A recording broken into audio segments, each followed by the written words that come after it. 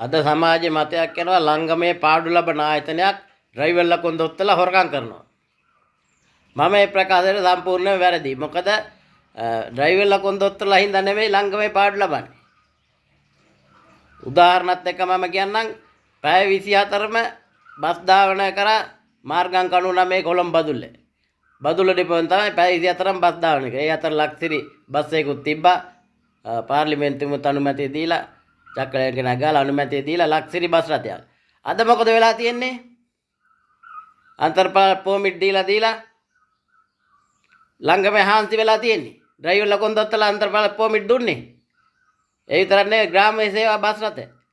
පළාත් සභාව පොමිට් ඒව නැත්තම්. මේ පොමිට් දුන්නේ ඩ්‍රයිවර්ලා කොන්දොත්තලාද? ගමනාන්තයට යනකොට බස් හෝල්ඩ් දෙකයි CTB එකයි ප්‍රයිවට් එකයි අතර. ඩ්‍රයිවර්ලා කොන්දොත්තලා හින්දා නෙවෙයි ළඟ මේ පාඩු ලබන්නේ.